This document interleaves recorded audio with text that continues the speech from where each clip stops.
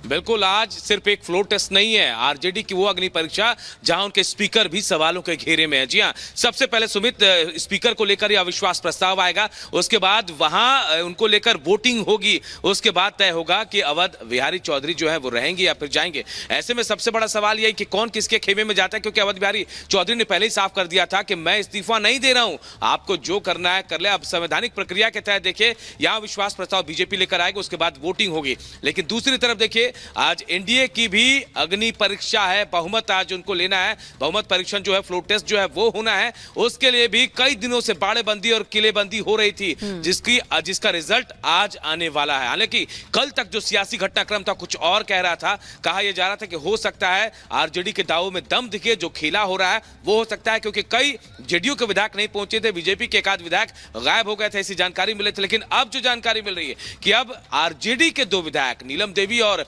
चेतन आनंद, जिनका नाम लिया जा रहा है, वो जेडीयू के खेमे में सचेतक के कमरे में बैठे हुए नजर आए। ऐसे में सबसे बड़ा सवाल यह हो रहा है कि क्या अब खेला तेजस्वी यादव के साथ होने वाला है, क्योंकि तस्वीरें अब यही बयां कर रही है। अगर विपक्षी खेमे में आपके विधायक जाते हैं तो चिंता आपके लिए है, तेजस्वी यादव के लिए है, और ये चिंता आगे भी बढ़ेगी। खेला की तो शुरुआत हुई समेत फ्लोर टेस्ट के बाद भी खेमा लोकसभा चुनाव तक, विधानसभा चुनाव तक होता रहेगा। बिल्कुल, तो खेमे बदलने की खबर आ रही है। आरजेडी जहां खेला करने की बात कर रही थी, एनडीए में सेंध लगाने की बात कर रही थी, ऐसा लग रहा है कि उसके खुद अपने पाले में सेंध लगे। अनामिका भी हमारे साथ जुड़ी हुई है। अनामिका, अगर हम स्पीकर के हटाने की बात करें तो थोड़ा सा ये टेक्निकल पूरा मामला है, क्योंकि आरजेडी ने ये भी कहा कि दो उदाहरण हमें देखने होंगे, अरुणाचल प्रदेश और महाराष्ट्र को लेकर क्या सुप्रीम कोर्ट की गाइडलाइंस है उसको फॉलो करते हुए ही अवध बिहारी के खिलाफ कोई कार्रवाई हो सकती है। तो मामला उतना सीधा नहीं है, थोड़ा टेक्निकल है, थोड़ा समय लग सकता है इसमें। और शायद इसीलिए कहा जा रहा है दरअसल कि जिस तरीके से अरुणाचल की अगर बात की जाए या फिर महाराष्ट्र की स्पीकर की भूमिका काफी अहम हो जाती है। ऐसे में जो आरजेडी के विधायक है जो इस समय स्पीकर के पद पर मौजूद है, उनको लेके अब कहा जा रहा है दरअसल का विश्वास प्रस्ताव लाया जाए, क्योंकि ट्रांसपेरेंसी को लेकर के जरूरी ये है, चूंकि उनकी अध्यक्षता में उनकी मौजूदगी में फ्लोर टेस्ट होना है, लिहाजा उनको लेकर टेक्निकल पेज फंसा हुआ है। हालांकि सदन से लेकर सड़क तक संग्राम मचा हुआ है। सुजाता, यहाँ पे देखिए, आपको दिखाई दे रहे हैं वहां पे आरजेडी के जो कार्यकर्ता है, वहां पर पुलिस की मुस्तैदी देख पा रहे हैं आप। यहाँ पे विधानसभा के पास का ये पूरा का पूरा मामला है, ये आर ब्लॉक कहलाता है, और लिहाजा यहाँ पे जो आरजेडी के कार्यकर्ता है उनकी ओर से भी नारेबाजी की जा रही थी।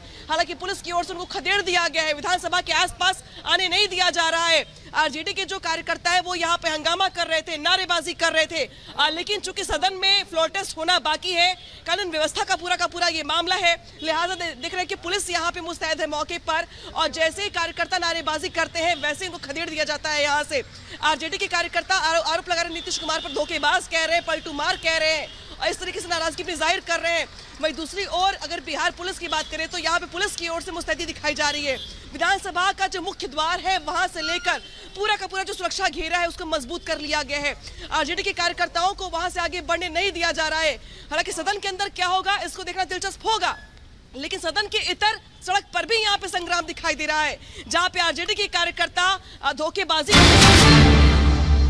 और इस बीच बड़ी खबर महाराष्ट्र की सियासत से बड़ी खबर आ रही है। महाराष्ट्र के पूर्व मुख्यमंत्री और बड़े कांग्रेस नेता, कांग्रेस से उन्होंने इस्तीफा दे दिया, अशोक चौहान ने।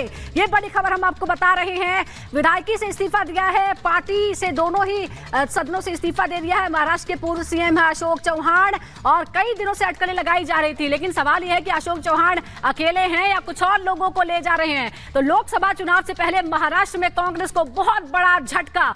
एक तरफ एनसीपी पहले ही टूट गई है और अब कांग्रेस में भी बड़ी टूट। महाराष्ट्र के पूर्व सीएम अशोक चौहान ने इस्तीफा दे दिया।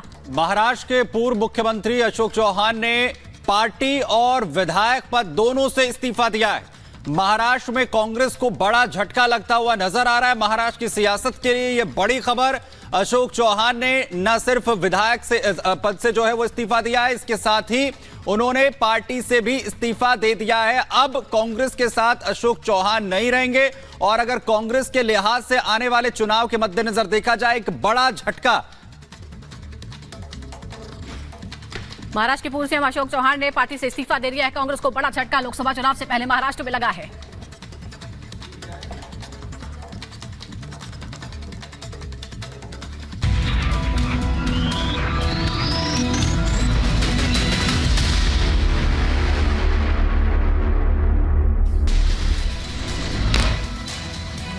बिहार की राजधानी पटना में नीतीश कुमार के खिलाफ आरजेडी कार्यकर्ताओं का प्रदर्शन, तो झंडे और पोस्टर लेकर सड़कों पर उतरे प्रदर्शनकारी।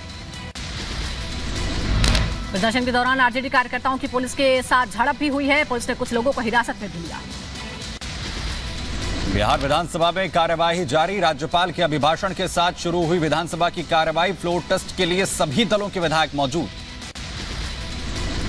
बिहार के सीएम नीतीश कुमार अपने विधायकों के साथ विधानसभा पहुंचे हैं। आज नीतीश कुमार की अपनी परीक्षा होने वाली है। सभी बीजेपी विधायक जय श्री राम के नारे लगाते हुए पहुंचे थे विधानसभा। बीजेपी विधायकों ने किया जीत का दावा। जय जय श्री राम, जय जय श्री राम, जय जय श्री राम।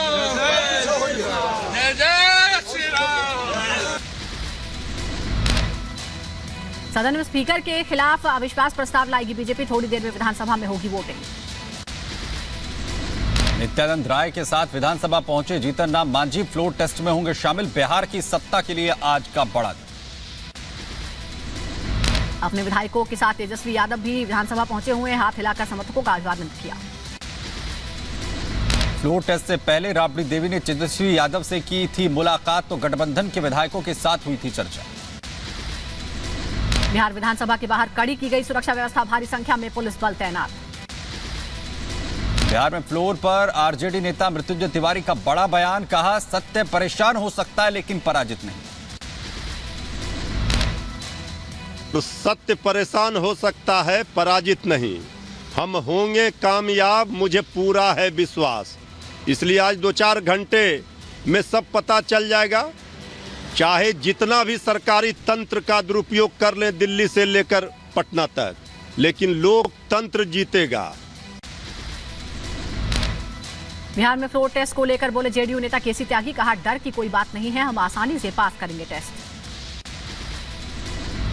जिस प्रकार का भय और असुरक्षा का वातावरण कांग्रेस पार्टी और आरजेडी के खेमे में है, हम लोग विजयी होंगे।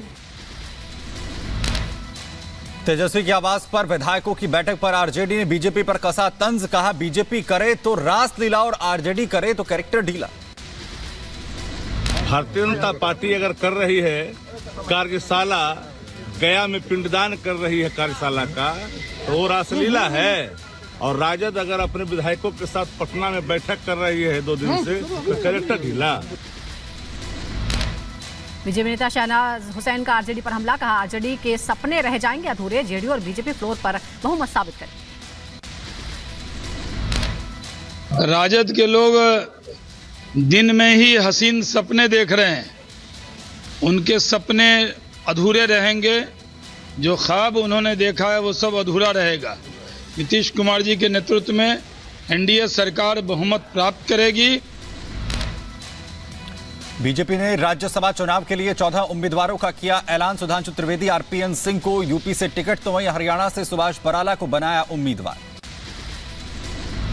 राज्यसभा का टिकट मिलने के बाद बीजेपी नेता चौधरी तेजवीर सिंह ने जताई खुशी। अपने कार्यकर्ताओं के साथ पूर्व सांसद ने मनाया जश्न। मैं धन्यवाद देना चाहता हूं आदरणीय मोदी जी को, जिन्होंने मुझे, मेरे नेताओं ने ऐसा इस पद के योग्य समझा और मेरा नाम उत्तर प्रदेश की सूची में लाकर राज्यसभा में भेजने का मुझे ये प्रयास किया गया है। असम के मुख्यमंत्री हेमंत बिस्व शर्मा का श्रीमंत शंकर देव संघ से किया अनुरोध, कहा मौलाना बदरुद्दीन अजमल जैसे लोगों को मंच पर न करें आमंत्रित।